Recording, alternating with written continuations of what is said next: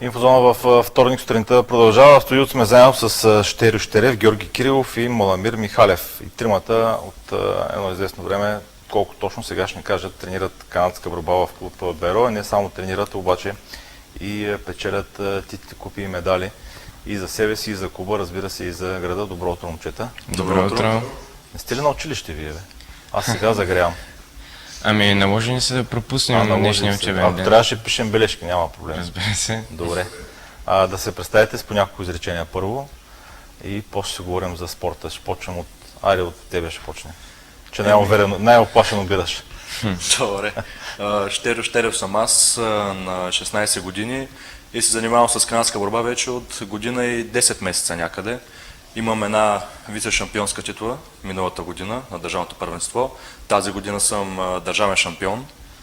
И да, толкова за мен. В канадска борба бяха на килограми, нали така? Да, да. Ти си на Килограми и имена. 80 кг. Аз съм 80 кг юноши до 18 години. 16 годишен, играеш до 18 годишни. Да. И налява и надясна ли ги биеш или? Ами да, и на двете ръце станах държавен шампион тази година. Добре. Ти? Аз съм Георги Кирил, занимавам се с канадска борба от горе-долу време, колкото него ние започнахме заедно. Ти няма да си на 80 кг. Аз съм всъщност в една идея по-ниската категория. Играя до 60 кг, юноши пак до 18 години, докато отново съм на 16. И тази година на републиканското успях да взема първо на лява и трето на дясна ръка, което ми беше за мен първото състезание на такава голяма сцена. И мисля, че се представих достатъчно добре за клуба, за треньора, да покажем едно ниво. И да. Да кажем на зрителите, че републиканският шампионат беше в Банско тая година. Нали? Да, точно така, в Банско. Господин Михалев, добро утро. Добро утро, аз съм Маламир Михалев, на 14 години и се занимавам с канадска борба вече близо една година сериозно. Тази година взех две вице-шампионски титли и за мен се представих много добре, при положение каква ми беше категорията. Каква беше категорията? Плюс 65 кг и от там нататък е абсолютно. Тоест ти си при по-малките най-вероятно. Да. До 15 години. До 15 години. Да. Добре. Удовлетворени се, значи, с две думи. Да, да. До някаква степен. До някаква. То винаги може повече. Това е ясно. Да. Какво ви мотивира да се започнете да се занимавате с канадска борба?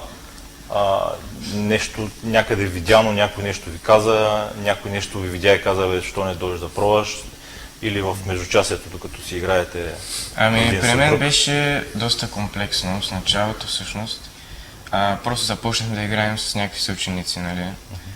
Но също така и беше доста потикнато от интернет, защото набира доста бързо популярност този спорт. В YouTube, в TikTok, в Instagram има много видеа, където се обяснява точно как да играем и има много гледания. И аз бях всъщност един от зрителите. Промениха ли се представите от това, което си мислеше, че е канадската борба, това, което виждаш дори само по клипчета, пък камо ли после като почнеш в залата да видиш, че ситуацията наистина не е просто двама човека се хванат за ръката и да се точно така. Много по-различно, отколкото изглежда. Всъщност в началото аз не разбирах нищо, играхме само за забавление, но навлезнах поради един приятел ме свърза с всъщност нашия в момента щен треньор, Георги Чуаков. Свързаме с него, записах се... Сега 100% гледа и се гордееш, къде тия тримата, виж. Радваме се за това. Да, добре. Свързаме с него един приятел, успях да се запиша в началото на 8-ми клас. И когато той почна да тренираме заедно, разбрах, че канадската също е много по-различно нещо от това, което изглежда. Нали, включват се много различни мускулни групи, които нормалните хора не ги разбират. И се изисква едно ниво на как се казва точно, запознатост, за да можеш да практикуваш този спорт до целия му потенциал. Добре, при тебе? Пак в училище играхме през големите междучасия.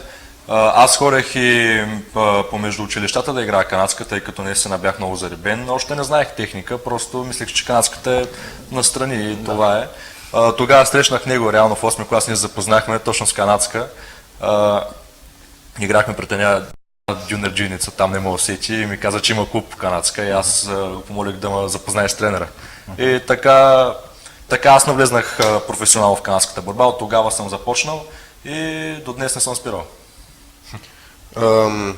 Аз се мотивирах до някаква степен от него, понеже един път бяхме излезнали за пръв път като цяло сериозно и ми беше казал, нали, че тренира канадска борба и аз тогава реагирах много странно, понеже аз такъв спорт не съм чувал да има и по едно време го видях, че наистина има потенциал в това нещо, че наистина може да станеш много силен от това. И се мотивирах и аз да почна. Играх постоянно канадска с съученици, с хора по улицата. Как така върви, че кажеш, ела играем една канадска тук? Да, така сериозно правя. ли? Така съм правил. Странно Да. да звучи, точно така прави. Отивам след училище на лостове, след това питам хора по улицата да играем да канадска, играем. Така, от време на време ходим да тренираме на маса, понеже аз тогава тренирах само с тежести, понеже нямах възможност да тренирам на маса. Беше ме хващал, казваше ми дали съм напреднал или какво се. И по едно време се оказа, че наистина имам голям прогрес. И ми беше казал, че ще ходя национално и на европейско и на световно. И от тогава ми е станал тренер.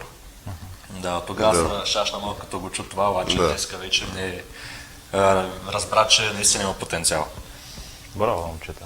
Възможно е някой, примерно 60 кг да бие 80 кг? Разбира се. Да, възможно е, това е много Всъщност, възможно. Да, въпреки че се разделя на категории по килограми, това не е единственото решаващо, единствен решаващ фактор.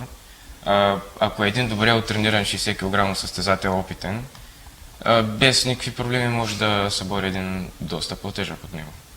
И как става това? Както каза, там са различните мускулни групи, които Ами, то разбира напълно се, не да. знае, че трябва да Повече ползва. сухожилия. Повече сухожилия Да. като цяло е канадската. Да. Всъщност техниката е голяма част от самата игра. И ако един добре оттрениран технически състезател застане срещу някой, който дори да е по-тежък, но не разбира как се играе, разбира се, че ще го победи без никакъв проблем. Сега, един учи в езиковата, други учи в Мегето, Да. други учи в Джон Атанасов. Аз съм Кога учите, момчета? Мегето, той е от Да, езиковата. ти в Джон Господин Атанасов. Михалев, да. Господин Михалев там. Добре, канадската, каква част от ежедневието ви отнема? Редовно. Да, в смисъл, приключваме училище, отиваме да тренираме като Да. цяло. Еми, като цяло е домашни не това. пишете ли? или? Моля? Ами, Домашни не пишете ли? Не, Не, не как сме сме, от бе? този тип. не. Чулаков Само знае ли? Сигурно знае. Не знаем. Чулаков, ако знае, че не пишеш домашни, ще Не, той ни държи. Той държи, нали? Трябва да Да, се... той държи да учи. Училището трябва да върви ръка за ръка с спорта, няма как. Точно, той така твърди. И той така твърди. Да, но Ама не е сигурно дали е прав точно така. така. Еми, защо момчета, трябва да се? Еми, когато ти доставя такова удоволствие, този спорт, просто ти се задълбаваш още в него и не можеш да излезеш от този свят. Тоест, просто самите ти приоритети се Добре, бе, променят. обяснете ми какво ви носи толкова с канадската борба. Сега някои гледат сигурно. Зрителите казват, добре, бе, тия добре ли са? Какво толкова се седат на една маса и с ръцете и почват да се... Аз лично мога да кажа, понеже разкажи. и аз съм сигурно бил от тези хора. Допринася ти голямо удоволствие, примерно да играеш канадска, поне за мен, за всички хора, не знам дали е така, но ти дава страшно много сила, според мен, да си вършиш ежедневната работа. Правите много жилав, наистина. сега ли? Трудно биха го разбрали, тъй като те не играят професионално и не разбират, нали, не знаят нещата, които ние знаем. За нас да играеш канадска наистина е все едно да се сбиеш с някой. В смисъл, то си е чисто битка. Да, така е. Много е по-интересно, отколкото изглежда, само че трябва да се навлезне в спорта и тогава вече наистина ще Не е се... просто, нали, това. Абе, един филм с Силвестър Сталон съм гледал, сигурно сте го гледали по 7-8 Over пъти. the top. Така ли? Да, Over the Top, да. Гледали сте го със сигурност. Да, всъщност там в този филм участва и най-великият ни състезател Джон Брезенк, се казва той. Да. Участва в една сцена там и аз също съм го гледал този филм и е доста мотивиращ и между другото е по истински случай. В смисъл самия Джон Брезенк, неговата история е точно такава, каквато е в сюжета на филма и е вдъхновен от него. Той не се напечели този камион, в интерес на истината. Да. България къде стои на световната карта? Имаме ли достатъчно изявени състезатели? Ами- Той Чулаков ми е разказал за някои от тях, ама... Да, България имаме доста сериозни състезатели. Клубовете, които са доста развити, са в Варна, Тутракан, Банско също така. Там са два клуба. Най-известен състезател е Георги Цветков, който ни представя на световно ниво. Може би беше, мисля, че в топ 10 в света най-силни хора на дясна ръка. Йордан Цонев е също такъв много силен състезател. Красимир Костадинов, който е едно от нашите най-големи вдъхновения, Да. който е всъщност постигнал едно впечатляващо постижение, което много малко хора могат да кажат, че са го постигнали, да спреш Леван Сагинашвили, който е в моменташния световен шампион в тежката категория. И така. Добре, ако беше училищен предмет, кой ще е най-сериозният опонент в училище или вие там вече сте ги? Ние не намираме много конкуренция. Да, като започнеш да навлизаш канадската и заякнеш и с тренираш сухожилията, както по-рано казахме, тогава вече нормалните хора, които просто ходят на фитнес, нямат Как се шанс. подготвяте? Да, как се подготвяте? Кои са най-важните тренировки, които трябва да провежда един Зависи каква техника тренираш.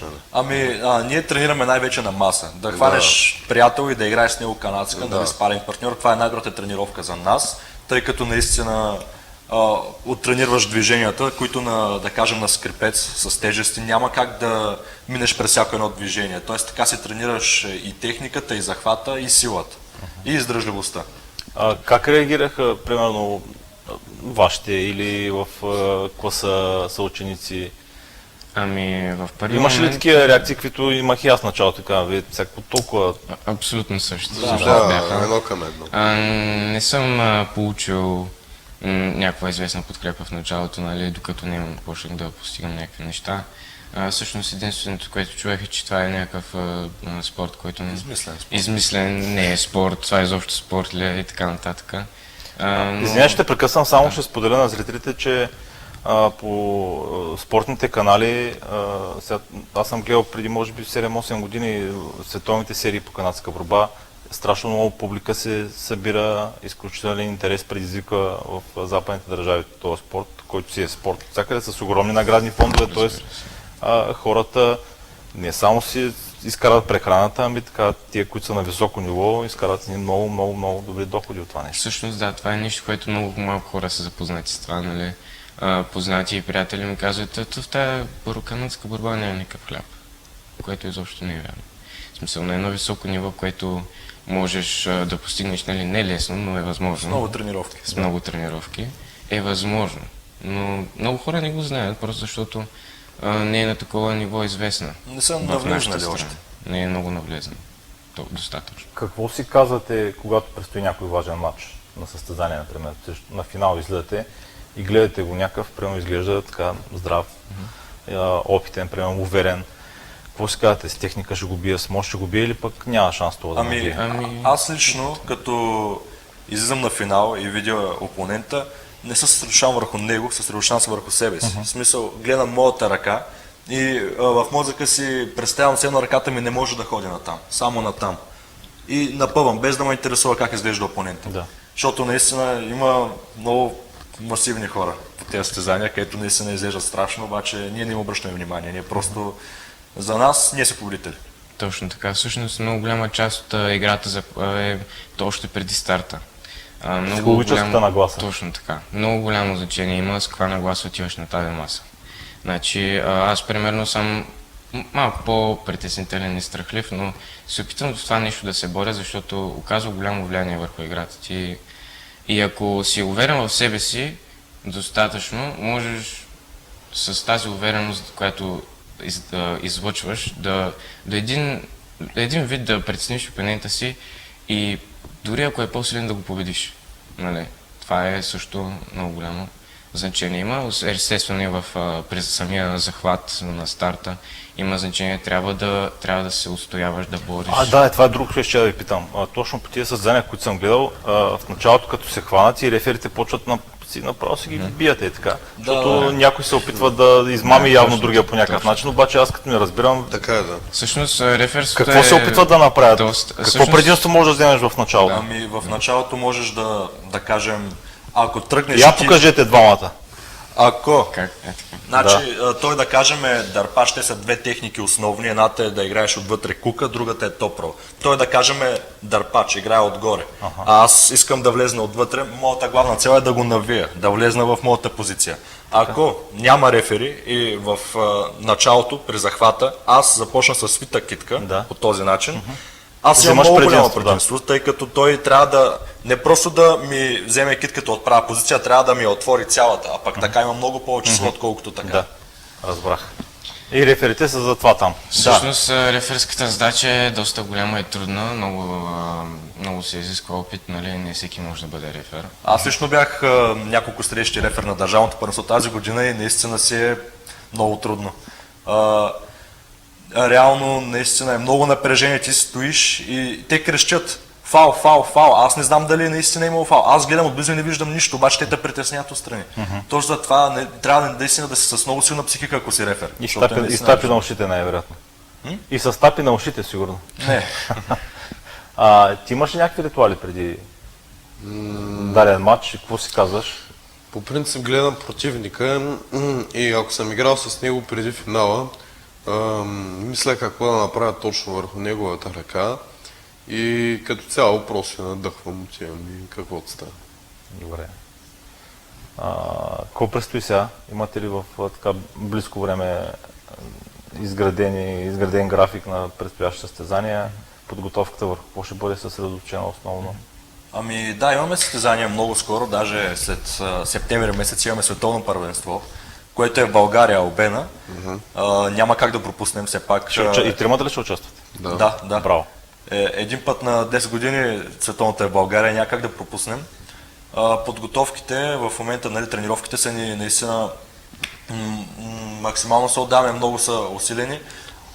Единственият проблем е, че тренираме малко в гараж, което, нали, не подобава за посещението, където имаме, затова, нали, се обръщаме към кмета, молим го за помещение, за да може да продължаваме да носим медали за Стара Загора и за Армреслинг Берое. Добре. Има ли някакви такива забавни или неочаквани моменти, които се случват по време на състезание? Било то в схватка, било то в подготовка, било то като атмосфера или като някаква случка, примерно по време на някой матч да ти стане смешно, примерно, или да се замислиш за някаква простотия, докато играеш, или се стараете максимално концентрирани да бъдете върху Аз самото? лично се старам максимално концентриран. Ами нищо не пречи реално, ако наистина си, да кажем, ако си Красимир Костадинов и знаеш, че ще си първи всяка година, наистина може да си го позволиш. Може да това си нещо. пееш даже, няма проблем. Между другото, една голяма част от всъщност забавлението по състезанията е отношението на състезателите. Има някои състезатели, които са как да кажа, отворени към публиката и почват да крещят, да викат, да забавляват публиката. Това също е една голяма част, нали, от състезанието. И какво им казват на публиката? Какво, да го тръшкам ли, да го събарям ли, такива неща? Да, има и такава част от канадската. Добре. Момчета, благодаря за това участие, успех желая. Благодаря ви. Зала да ви намерят. Искрено се надявам. На Инди Да се се открие някакво се надявам. подходящо помещение. Колко човека сте в клуба? Ами 10-20, нещо такова. Имаме доста. Имаме доста хора, някои от тях са малки. Редовни трениращи състезатели имаме. Добре. Да продължавате да радвате Чолаков. И ние това се опитваме. Да. Добре, и чакаме вече световното да видим там как се представите. Ще се Другия път с медалите тук окичени. Да, разбира се. Добре, успех желая. Благодаря. Благодарим. Ние ще изгледаме реклама.